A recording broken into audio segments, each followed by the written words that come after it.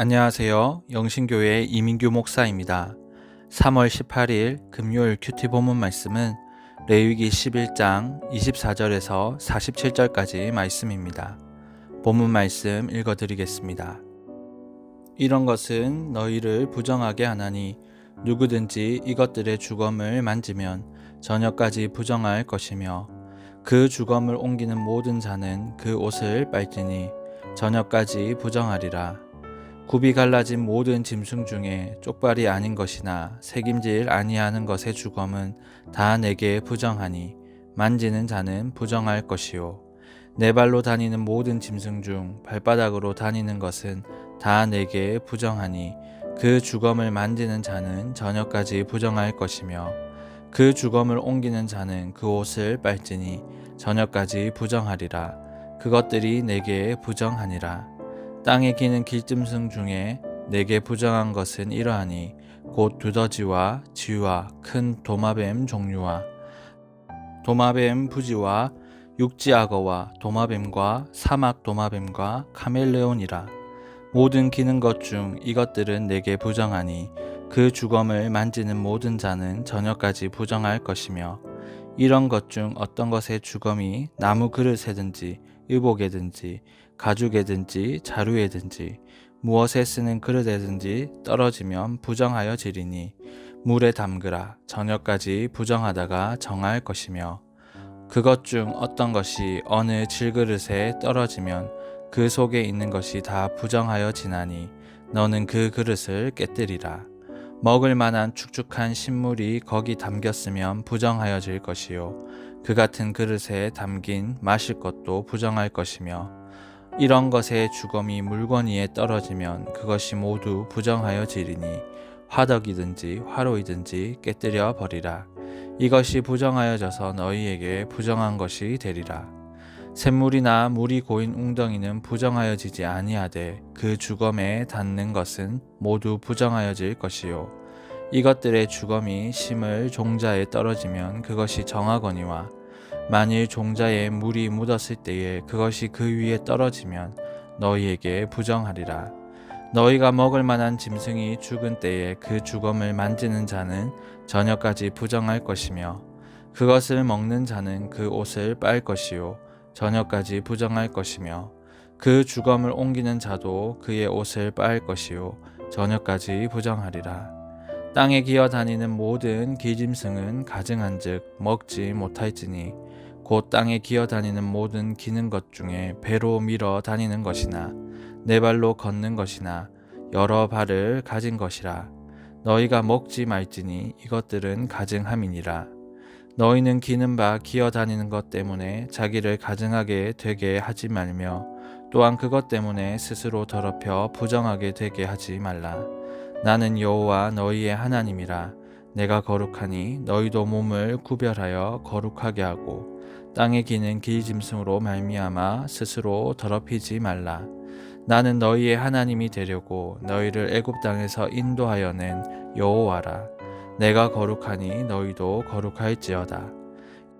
이는 짐승과 새와 물에서 움직이는 모든 생물과 땅에 기는 모든 기짐승에 대한 규례니 부정하고 정한 것과 먹을 생물과 먹지 못할 생물을 분별한 것이니라. 아멘. 함께 읽은 말씀으로 큐티 묵상 나누도록 하겠습니다. 오늘 본문 말씀은 11장의 연장선에서 정한 짐승과 부정한 짐승을 구분하고 있습니다. 특별히 24절에서 40절까지 말씀은 죽은 짐승을 만졌을 경우에 대해 기록합니다. 모든 짐승의 주검은 정한 짐승, 부정한 짐승의 구분 없이 모두 부정합니다. 죽은 짐승을 만질 경우 그날 저녁까지 부정하게 됩니다. 여기서 짐승의 주검에 닿은 물건에 대한 설명도 있는데요. 나무, 옷감, 가죽 등으로 만든 물건들은 씻어서 다시 정결하게 할 수 있었습니다. 그러나 질그릇이나 흙으로 만든 그릇들은 깨뜨려서 버려야 했습니다.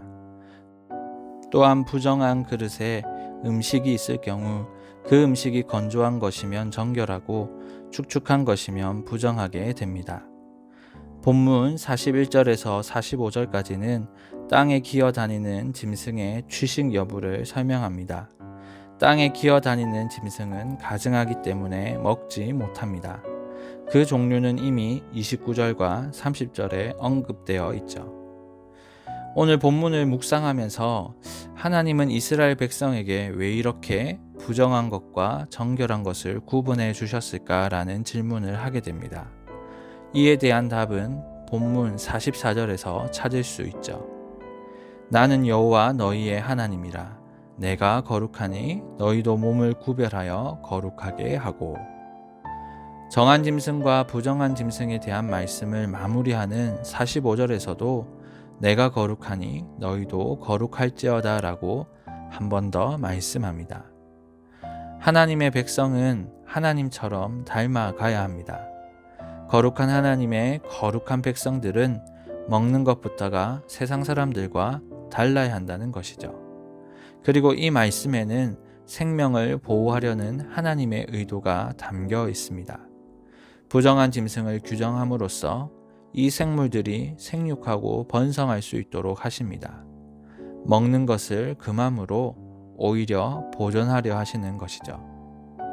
사랑하는 여러분, 구약시대 생물들 중에 먹을 수 있는 것과 먹을 수 없는 것을 규정해 주신 이유는 일상에서 정결한 것과 부정한 것을 분별하는 것이 목적입니다. 부정한 짐승이라 해서 본질적으로 윤리적 건강적인 문제를 유발하는 것은 아닙니다.